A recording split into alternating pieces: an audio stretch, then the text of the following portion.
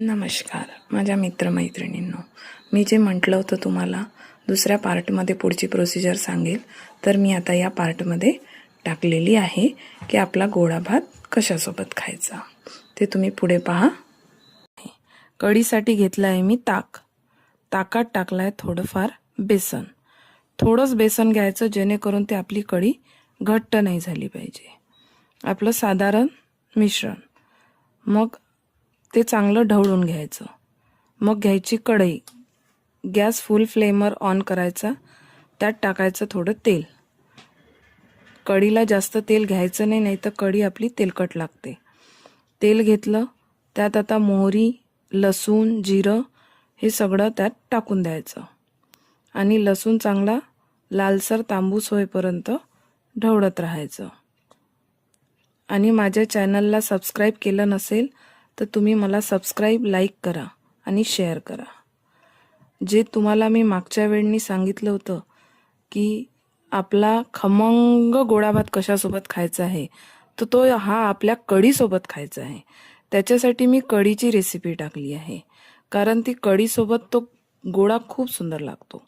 आता या तेलामध्ये टाकायचं थोडंसं तिखट, 1 चमचा हळद आणि ते चांगलं तेलात परतून घ्यायचं. आणि मग त्यात आपण जे बेसन आणि ताक मिक्स केलं आहे त्यात थोडं मीठ टाकलेलं आहे, 1 चमचा. ते ढवळून घ्यायचं आणि आपल्या कढईत टाकून द्यायचं. ती मग आपली कढी बनण्यासाठी रेडी होते. आता फोडणी चांगली झालेली आहे आपली, तिखट चांगलं मिक्स झालेलं आहे. आता यात टाकूया आपण ताक. आता ते सतत उकळी येईपर्यंत ढवळत राहायचं. जो गोडा भात आहे आपल्याला, तो आपल्याला कढीसोबत खायचा आहे. आणि आपला जो रोजचा साधा भात असतो तो. आता आपल्या कढीला उकळी येत आहे. हाय फ्लेमवर शिजवायची कढी. आता आपली कढी उकळी येणार आहे. कढीत चमचा सतत ढवळायचा, जेणेकरून आपली कढी सॉफ्ट दिसते आणि खायला पण छान लागते.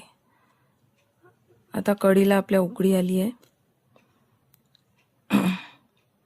आणि उकळी आली की गॅस बंद करून द्यायचा, म्हणजे आपली कढी तयार होते. आता आपली कढी तयार आहे.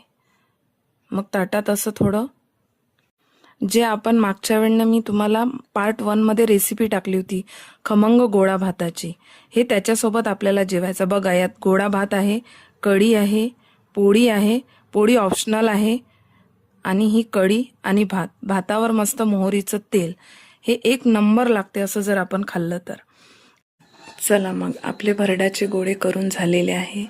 कसे वाटले ते मला तुम्ही कमेंट करून सांगा आणि माझ्या चॅनलला सबस्क्राईब करा. माझ्या चॅनलला सबस्क्राईब केलं नसेल तर माझ्या चॅनलला सबस्क्राईब करा, आणि जेणेकरून तुम्हाला तुमच्यापर्यंत माझ्या रेसिपी लवकर पोचतील. धन्यवाद. मला कमेंट करून सांगा.